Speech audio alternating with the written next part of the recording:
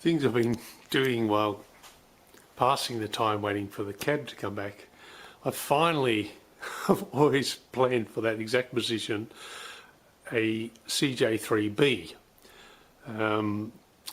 So that's a second after the CJA, CJ2A. That came up, and I've always wanted one with the Willys stamp, or Willys stamp on the top there. So that one's really rusted out. So every time I was painting the chassis, I was putting some of that hard urethane paint on the back of it, because this thing is so rusty. I end up having to put tape on this side so it wouldn't bleed through. So it's a perfect wall hanger. So I was glad to finally finish my collection there. So I've got the World War II, and then goes on to the CJ3B. I hope I'm remembering all this right. That's the one from the 48 Willys truck. This is from the 58. It's a CJ5 or 7, I think. It's so long ago. It was a reproduction one anyway. So, no love lost there. That's just a stainless steel grille cover. It's from a TJ.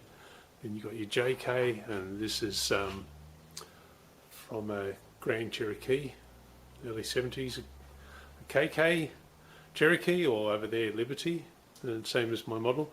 And the bonus that came with the final one is this here.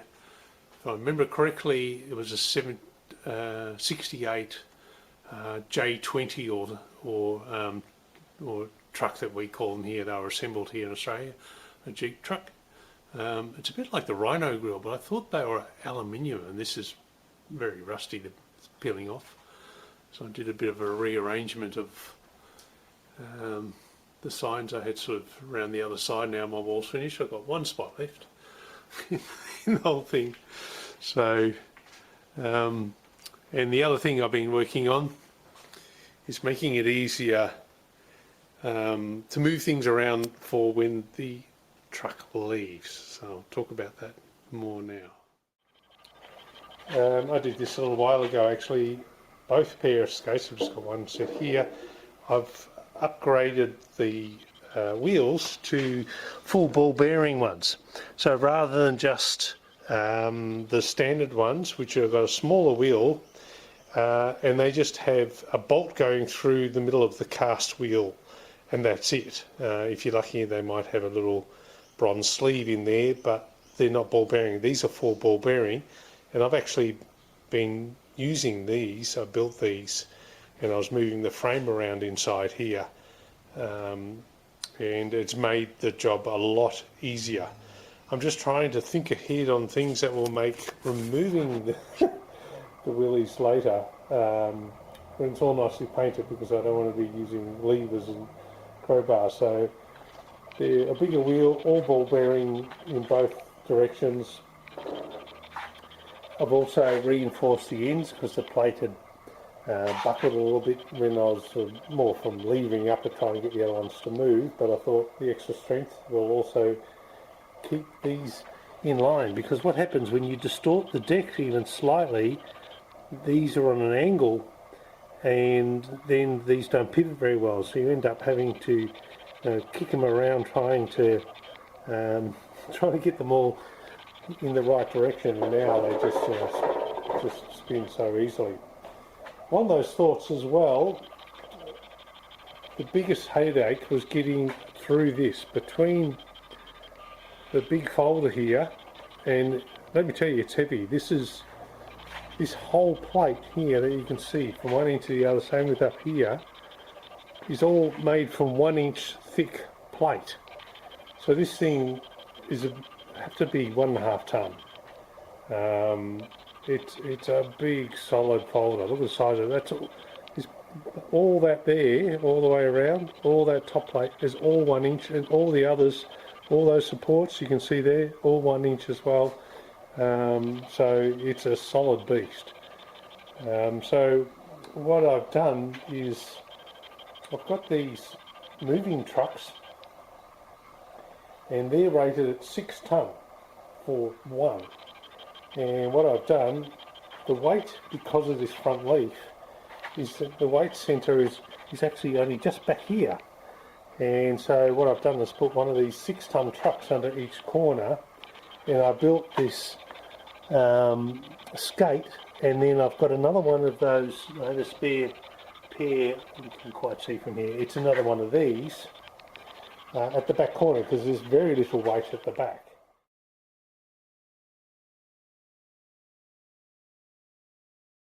And I've even made a sort of a pull hook, so you want to be a little bit further away and it's more comfortable pulling backwards. And so that's been made out of some old water pipe when I've had it under the house for 30 years. The same with this bottom thing here. That I switched the whole, it was so clogged up inside, I had to re-plumb the entire house when we bought it 30 years ago. And it's all done in polypipe, and this was actually from a guide for the canvas blind on one of the windows. So all I do now, I've got a couple of these, so these can help, is that you drop that into there, and then you can pull on this and you can see how easy this moves. Remarkable. And these rotate, they're on a turntable. That plate underneath there, which comes part of it, is got ball bearings all the way around, and so I've got, just in those 2 trucks alone, there's capable of 12 tonne, and I'm picking up probably 1.5. So I will endeavour, when the time for the move comes, this would allow the whole thing to move sideways, the truck, and miss between that corner, because that's where it was getting jammed up, between that corner and the corner of this. Even when this was pushed hard against the wall, I couldn't get past. So if I can pull that all the way out and put it down alongside the truck, then that should make getting out there. Yes, I know I'm thinking way ahead, but I bought these things when it was annoying me that I was having so much trouble. I don't want to take 2.5 hours to get it out, and it was within millimetres. You don't want to do that with really good paint on. So these are the things that are keeping me amused in the meantime. And this thing is just wrapped up now, and because there's nothing left I can do on it, I'm going to start a little bit of interior work, and that's about it. It was, and that's only for the rear wall where I cut those vents in, as you might remember. So now I've got to put into the upholstery as well. So I'll be working on that next. Just a little update on the vents. I've just placed them quickly under there, so they'll sit flush with this when they're recessed into the wall. And this is to let the air pressure out. So these are rubber flaps, as you can see. So when you close the door, the air vents to the outside, and then the flaps close and stop any dust from getting sucked in. And also it helps with the air conditioning system as well. So I'm just bought 2 10-inch subwoofer grills, and these also match the ones that are in the rest of the grill speakers that are in the doors. So it'll all tie in, and it'll just look like I've got a pair of big subs behind the back seat, behind the front seat, rather than them actually being vents to the outside for the grill. So I think that'll work quite well. You can't actually even see this because the bucket seats sit all the way up and cover that. I deliberately centered it in the exact middle of the seat, so it be the least visible possible. So unless you put it all the way forward to get something out from behind the seat, that's the only time you'll see it. Just for those who haven't seen earlier videos, this was gifted to me by was her grandfather's.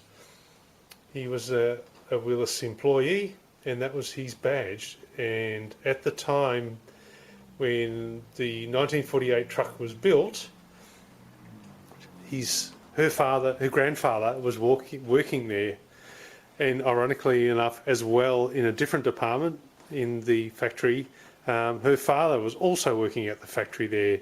They only tied for a few years, and they saw my build as a worthy custodian to keep and honouring her grandfather's badge, which I was really touched about. So a little bit of history for you. All right. Hopefully one day I'll get the cab back.